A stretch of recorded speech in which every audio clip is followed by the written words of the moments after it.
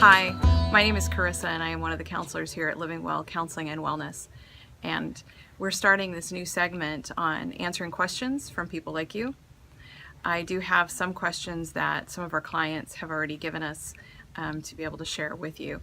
And one of the first questions that I received was, can you give any advice on balancing self-care and serving others? And this is a topic that comes up so many times in my practice. It's one of those things that I've discovered is people seem to already know what they need to do. You know, we know I need to exercise, I need to eat right, I need to take time and recoup. But unfortunately, we just don't do it. And it seems that at the end of the day, we are pretty exhausted and maybe on the verge of burnout. So it's a question that's not an easy, here's 5 things that I can give you for tips, because probably most of you would be able to do that already, say, okay, these are the 5 steps. It's just, why don't we do it? Why are we not taking care of ourselves when we know that we need to? And I think part of that is our own toxic beliefs that get us stuck.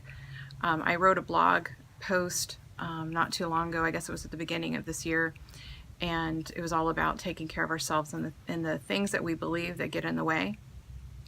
And I also had a worksheet about identifying some of those toxic beliefs that keep you from making changes.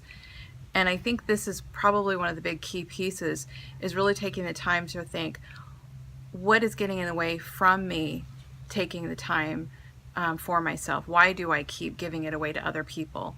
And so some of the stuff that I put down on this worksheet, that again is right on our blog, so you can actually get this for free, is, what am I telling myself is the reason that I keep doing and giving away to other people instead of taking the time to take a nap or go for a walk or go to the gym? Why do I keep saying yes when I mean no? What am I really getting out of continuing to give to other people? We think immediately, we might say, well, nothing, I'm just burned out. But there's usually some type of reward, or we wouldn't keep doing it. So it could be that I'm doing it because it feels good, because people say, hey, I love it when you do this. Thank you so much. And so one of the telltale signs that we're doing it for people's approval is when they don't say thank you. What are you left with? Are you kind of resentful? Are you angry?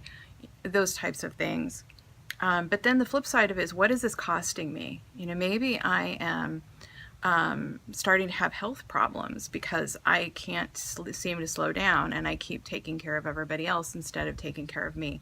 So really taking that time to ask ourselves that. If I did change myself, what do I think would happen? So this is you looking at kind of visualizing yourself as a healthy person. And even looking at, if you started saying no to people, what is it that you perceive would be the cost of that? Would people get angry at you? Would they be resentful? On the flip side, those types of things. And then looking at, if I did change, what would people think and say about me? And who would I be if I changed my current situation? And that's tied into our identity, because sometimes we continue to do for other people and give because our identity is really wrapped in it.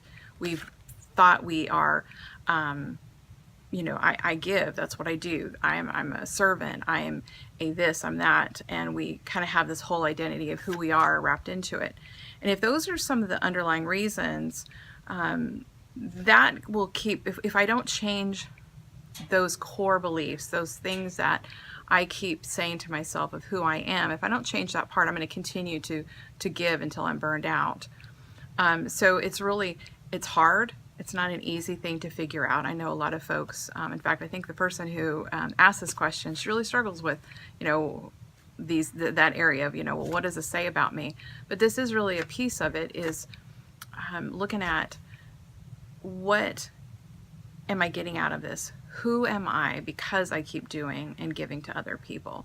And once I really get to that place, then I can start to implement changes, and I'm a little bit more conscious, a little bit more aware, and I'm a little bit more present in the moment. Well, keep asking questions and we'll keep trying to give you some answers. Thank you for watching.